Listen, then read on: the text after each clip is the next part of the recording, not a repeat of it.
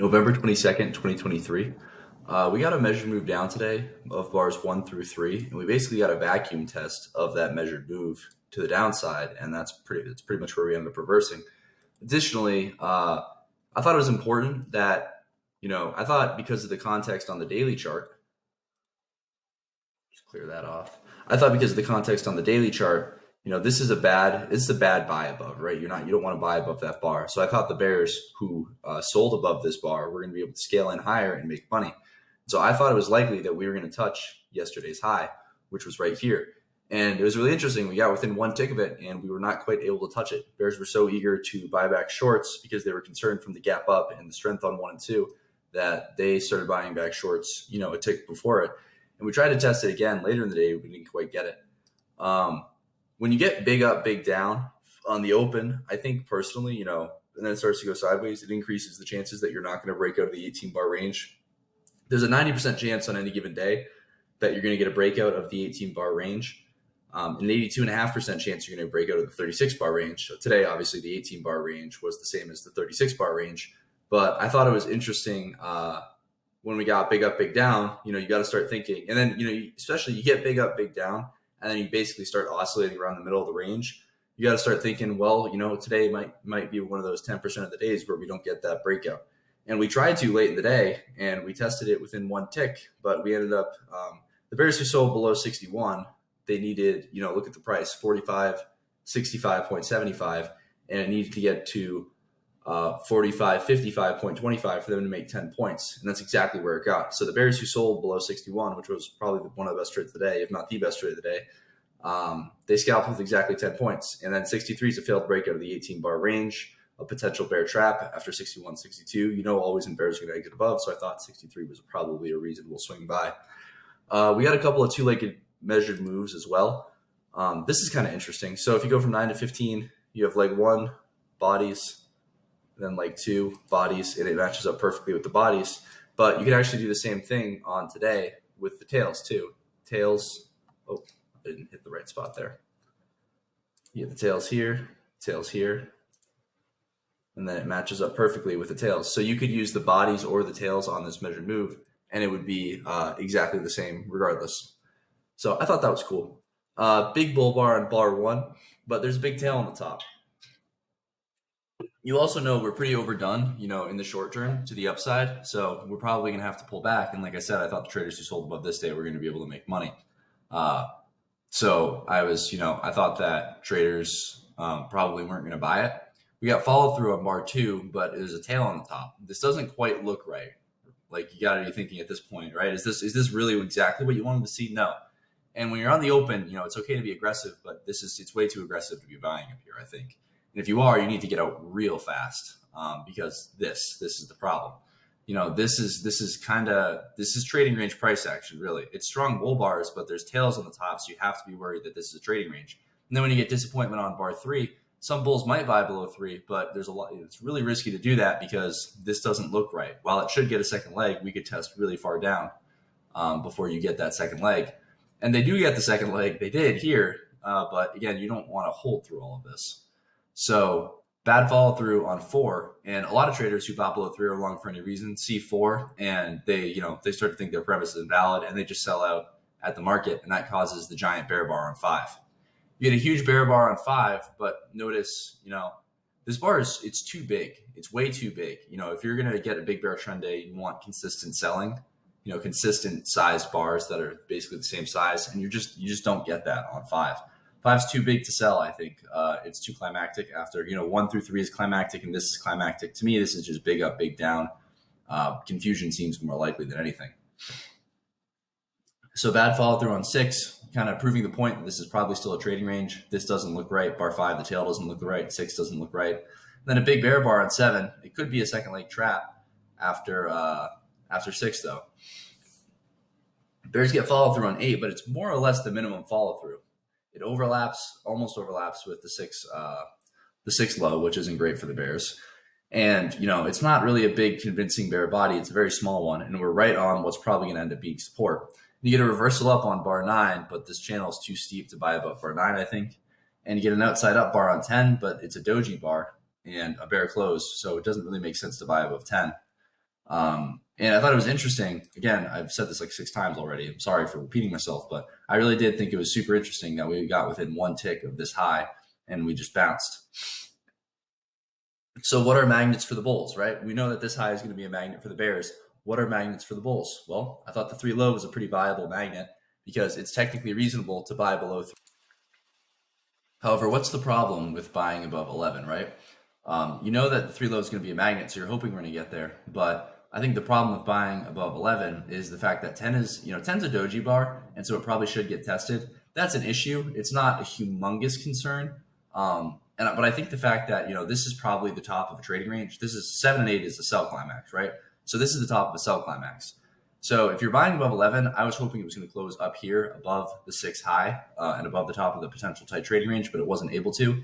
And I don't know if you were watching 12, but 12 triggered the buy above 11 with maybe 5 seconds left to go in the bar. So you really don't want to be buying that. If you're buying above 11, you're hoping you're going to get, another bar basically that looks like 11 or looks like 9 or something. And you're basically just hoping you're going to get a vacuum test of the 3 low.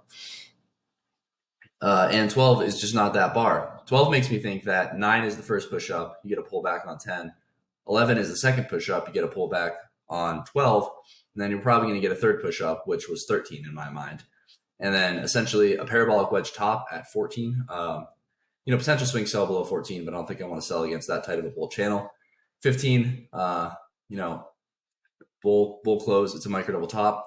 Bear bar on 16. I have conflicted feelings about 16. It's probably an okay sell because the channel from 4 to 8 deserves a second leg and probably is going to get a second leg. But I thought the bull, it was a wedge, a parabolic wedge, but the bull channel up was relatively tight. And 14 and 15 is essentially a tight trading range. So I just personally stayed out of 16. It's probably okay, I think, to take 16, but I'm not confident enough to say that I would take the short. And you get, vacuum test of essentially the 10 high, I think, during 17, which is not really a surprise. And it doesn't close strong enough to sell. So again, problems with it, trading range price, trading range price action. And you have to be expecting trading range price action on a day like today. Bad follow through on 18 for the Bears. And then, Bears, anyone who sold below 16 or sold to close at 17, disappointed 18, buying back shorts causing 19. But bad follow through on 20.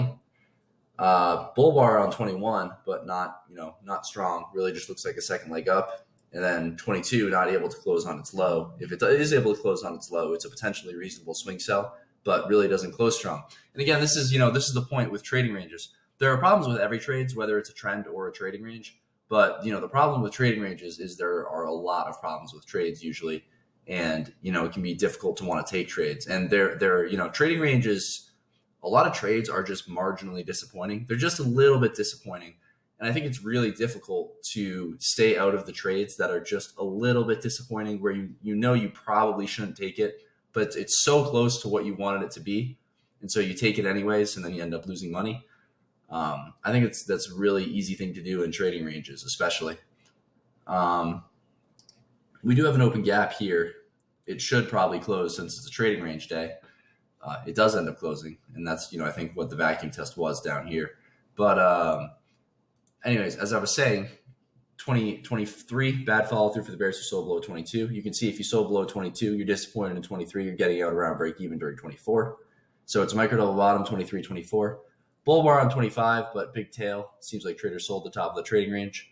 The bear bar closing near its low on 26, but the bull channel is pretty tight, and I don't think you really want to sell it. Bull, 28, 27 is a bull bar closing near its high, and I think 27 is a reasonable swing buy. You're hoping for a measured move, essentially up of the wedge. Conservatively, you're hoping for this, something like that. Maybe more aggressively, you're hoping for something like that. But the reality is, I thought the 3 low was a more important target than this measured move. And, if we get to the 3 low, we're probably breaking out of the 18 bar range. So that's important to think about. But bad follow through on 28. I didn't think 28 was really a problem. A lot of times you're going to get bad follow through here, but I still thought the premise that we were going to get, another leg up and probably get back to the 3 low to let those traders out. I still thought that was valid. 29 is pretty disappointing. As a bull, you're probably hoping to only get a 1 bar pullback. A 2 bar pullback is a bit of a problem. But you can see even after we got the 2 bar pullback, bulls bought it immediately. They bought the close and they bought the market. knowing that, the rest of the bulls weren't going to give 30 very much time. They were expecting that we were going to, we were probably going to sell off pretty quickly if we started to sell off. Follow through on 31 is pretty good. It's a little smaller than you'd like. At this point, when you get 32, you have to kind of be wondering, why aren't we getting a vacuum tested as 3 low? If the 3 low is so important, shouldn't we have just kind of started racing directly up to it? I thought 31 was good enough. I was kind of surprised it wasn't a little bigger, but it wasn't a big issue. But I thought that 31 was probably going to get bigger, and I was surprised that 32 was so small. And when you start to get that, traders start to wonder, are we going to get here? It doesn't seem as high probability as I want it to be, and we're only a point or two away. And your stop's probably pretty far away, so traders start to worry that we're going to get exactly what we got, and they'll start to sell out of their longs, thinking that well, was this a vacuum test of the 3 low, or was this essentially a bull channel and an overshoot of the bull channel line, and now we're coming back into it on 33? So I thought that that's what essentially caused 33. As far as if your target was the 3 low, your stop probably has to be a measured move down of 30, 32, I would say, at the lowest. Or if your target's up here, maybe your stop can be a little wider than that.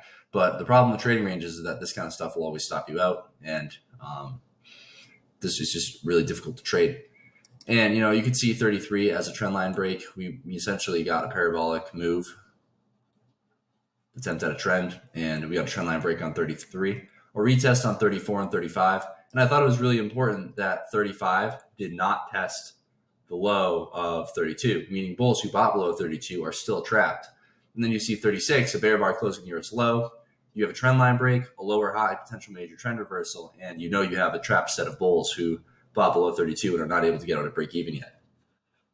I think all that makes 36 a pretty reasonable sell for a swing. You have basically the bottom of the buy climax down here. You have a potential break of the 18 bar range, so a lot of good reasons. But you get disappointing follow through on 37, right? It's not able to close on its low. It's a big tail. Really not what you were looking for. Doji bar on 38. Is that really what you wanted to see? No, not really. What you really wanted to see was, a big bear follow through bar closing near its low, and you just don't get it. And you get a bear follow through bar on 39, but now you're starting to think it's a second leg trap, and that's the problem with 39 and 40. Selling down here, you kind of just feel like you're selling low in a trading range, and 1 pullback, 2 pullback, so you're probably selling a third leg down in a trading range as well, which is never a good idea. So I don't think it's all that great of a sell below 40. It's always in short for sure, but it's hard to you don't generally want to trade always in as literally on these types of trading range days as you would on trending days. On trend days, you want to trade always in more literally. On trending trading range days, even you want to be better with trading always in. But on days like this, when it it's a third push down and it looks really strong, it looks like it's clearly flipping the market to always in short.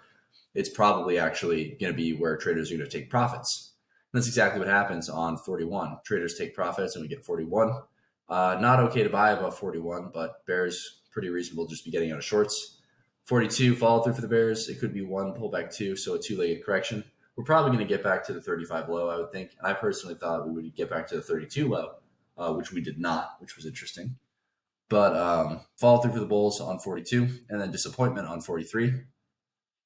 Can you sell 43 if it trades below? Maybe.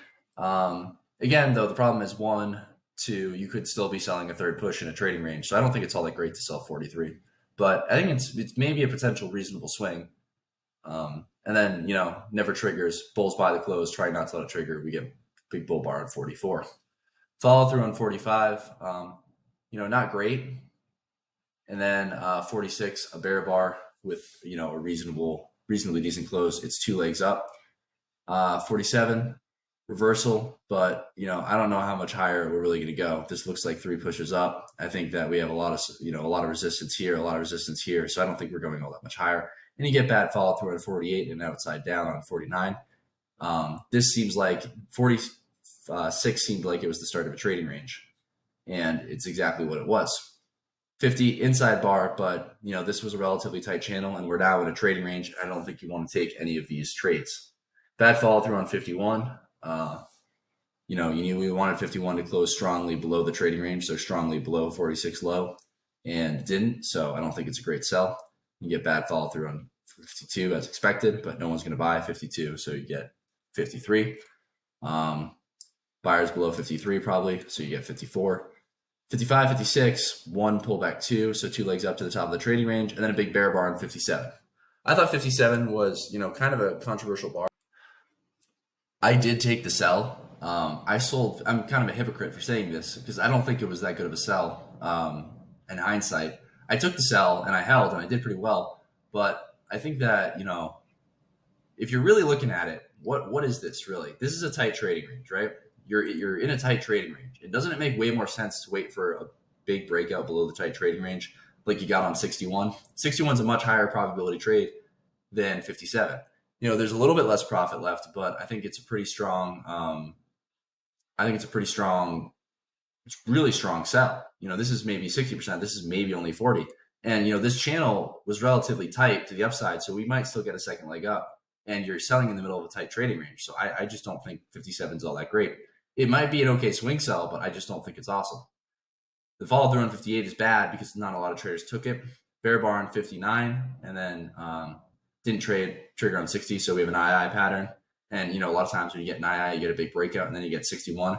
I think 61 is a much better sell. I don't think 57.